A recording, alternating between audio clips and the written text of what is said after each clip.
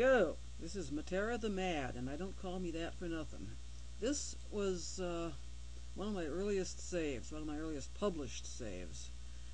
When I started out with the Powdah toy, I didn't think I was ever going to get anything decent made. This actually got a few votes.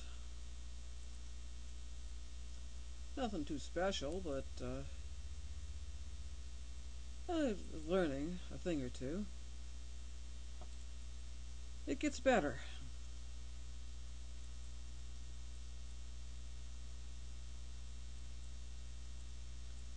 This was my first save ever on front page. Oy vey.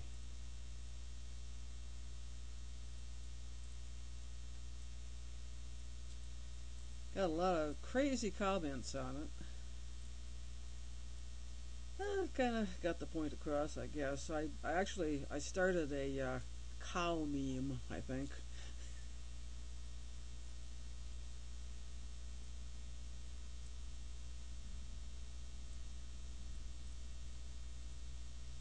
Of course, this is the one that stayed on the front page and got the most votes.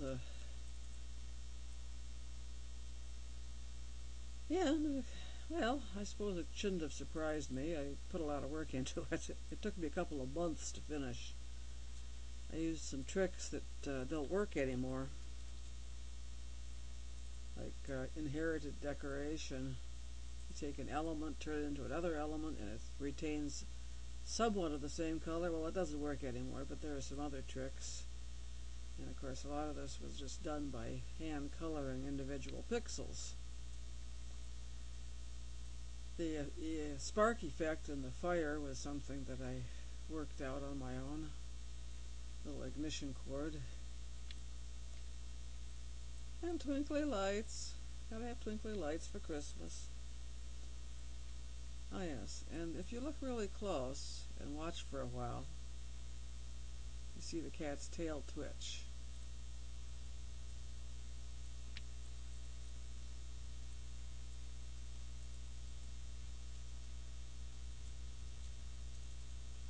This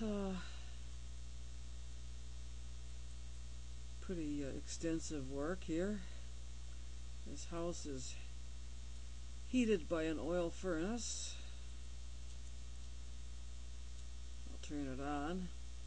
The heat actually creates steam, and the steam goes through pipes all through the house to registers in every room. Of course, the kitchen has to be the hottest. There's just nobody could design a house without screwing something up.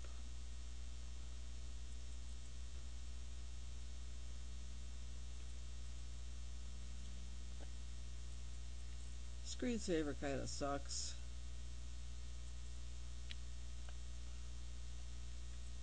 As you can see, we're watching Warehouse 13 on the TV.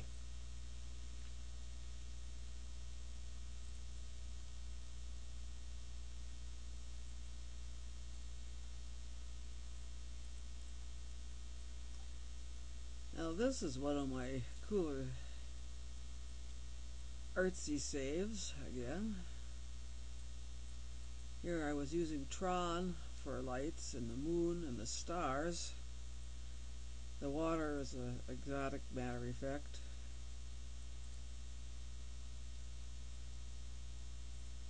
Things seem a little out of proportion because it's kind of hard to do perspective properly in a powder pick. And I wasn't too concerned about it. I don't think the fox ever gets the rabbit. Now you can turn off the beam and turn it on again.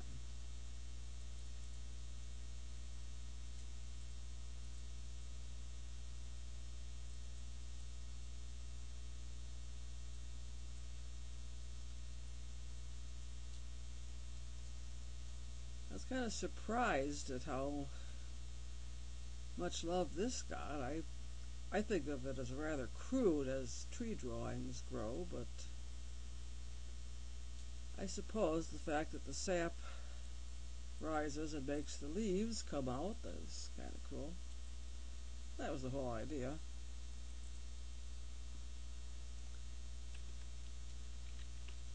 The inside of the tree is all saturated sponge, and there's places where the water could leak out. There's no water coming in. The sponge is just oversaturated slightly. Well, the plants grow down here too. It's definitely spring. Spring in Powderland.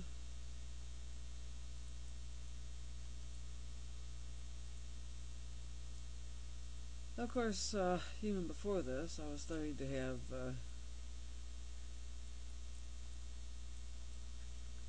powder toy dreams. Still trying to figure out all kinds of frustrating things, and well, my dreams are generally pretty weird, but when I dream about the powder toy, it really gets strange.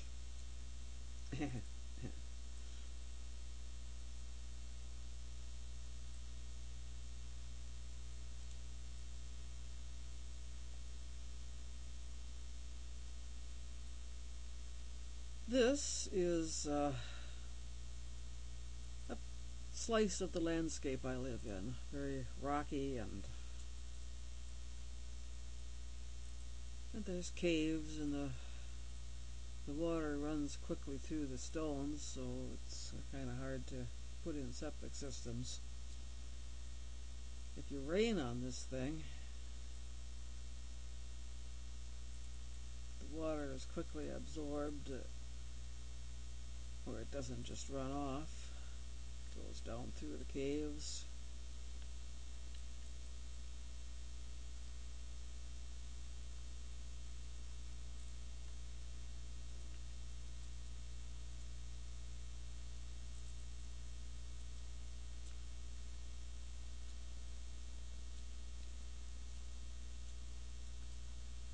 This is a sinkhole that has been somewhat filled in as a swamp.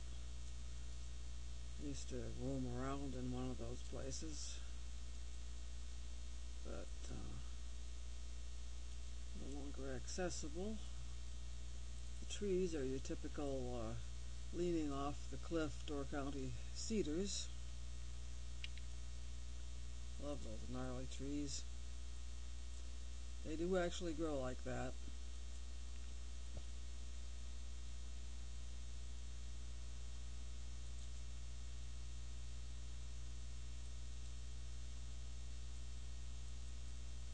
This is one of the simplest things, and yet it really got a lot of attention because, well, watch.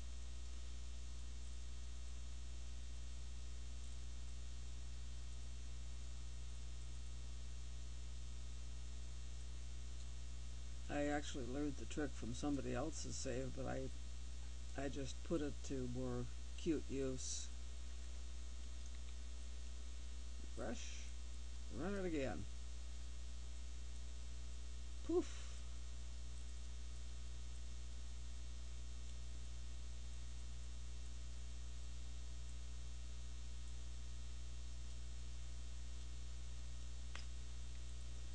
Of course, you can have other effects.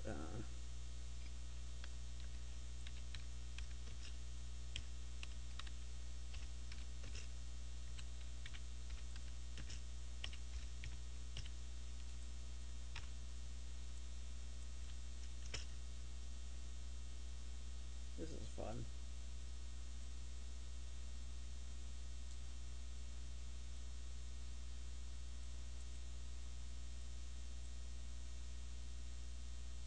Oh well.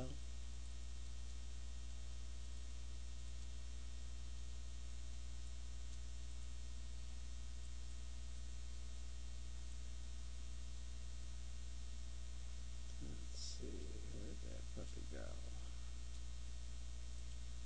Kind of way back here because it didn't get much notice.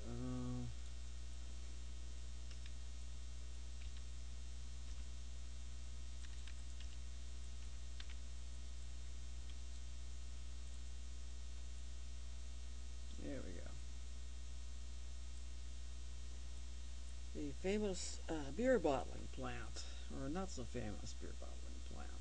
It's actually one of my favorites.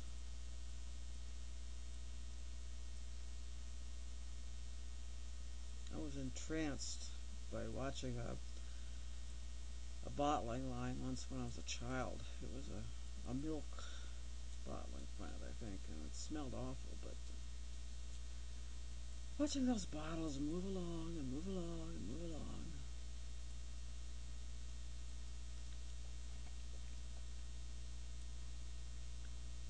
They get their labels after they plunk.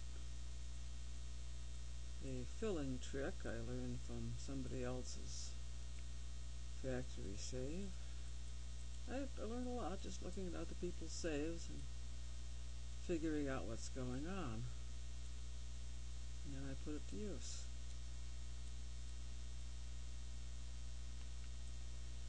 Now as the bottles get down here, they get to the little packaging platform. Excuse my breakfast. And I'm going to wait a minute.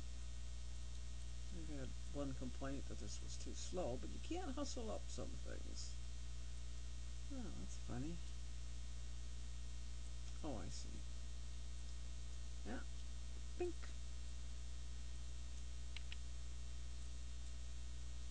And it drops down here, gets shoved along, and when there's 12 of them, there's a kill switch down here.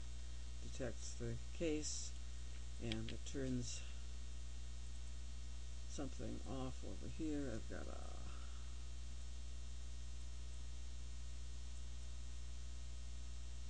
circuit breaker in there, but we won't stay for that.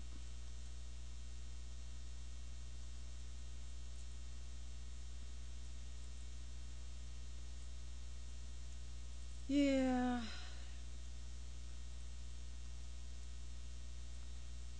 This was a bit of fun. Somebody discovered that a soap bubble wrapped around some substrate would go round and round and act as a pump, a water wheel. So, let's have a little less fancy view. You can see the molecules better. So this stair-step soap wheel was my idea, and I put it to use here, bringing water all the way up this cliff and into the castle. There's another one that brings it from the reservoir up to this fountain, with a little help from some sponge. Then there's the Tron. Did I mention that I'm a tronologist? I made some interesting discoveries concerning stabilized Tron. And stabilized glowing Tron is one of the coolest lighting things you can get.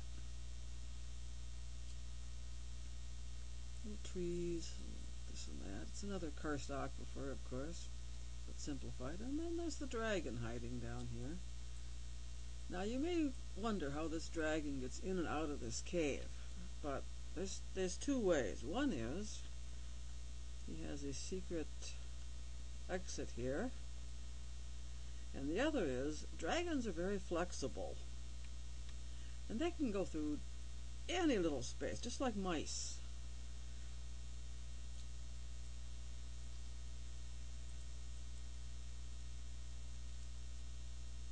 Hum-de-dum-de-dum. Anyway, my latest project, The Place of Magic,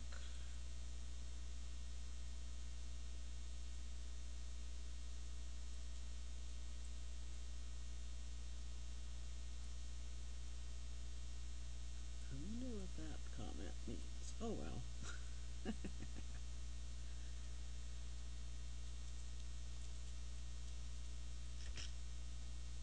The thing about this particular save is not only that the decoration layer is most exquisite, because I'm finally learning how to use all the tools properly, and I can do realistic stonework with carvings and old blood stains and all sorts of stuff. Now the main stones here are made of brick, while the upper part here, this is coal, and it is not painted over with deco. It's just pure coal using the temp 2 property to make it lighter.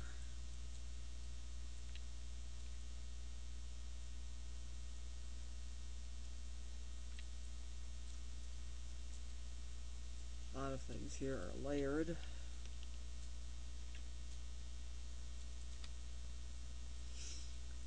This crystal ball has Tron beneath glass. Tron will shine through anything. I mean, anything you put Tron under, it's going to glow. Other glowing things too, like glowing gases. These balls are, of course,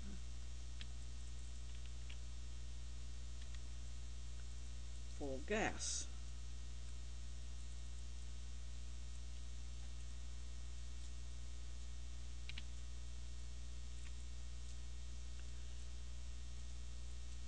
And there's a whole lot of tricks, Easter eggy sort of things hidden in it too.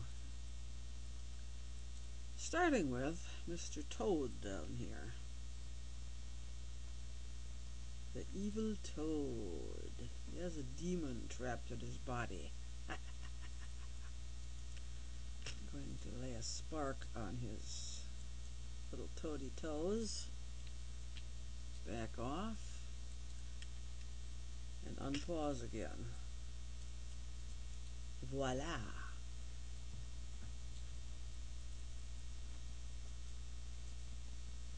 The demon is released and all heck breaks loose. Including some virus that looks like it might take over, but it really can't because there's too much soap here and there. Once in a while it does whack things up a little bit, but I put some insurance in a couple other spots recently, and now the Singularity has full reign over everything. And boy, does it ever.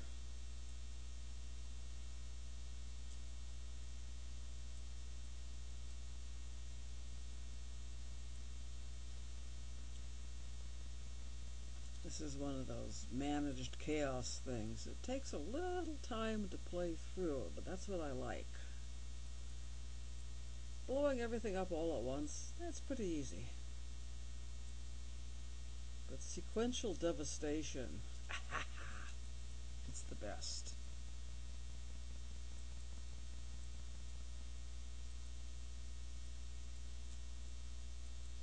This was a good one. Fireworks and everything. Oh yeah, poor little stick man. I know, he gets tortured a bit. I did put a mercy killer in here at first, but I decided that since it sometimes fired off a little too soon, it spoiled the fun a mite. Well, sometimes he gets knocked off earlier in the game, but sometimes, alas, ay, poor critter. Yeah, this is not one of his lucky ones. Oh, I think, no, boy. He survives everything this time.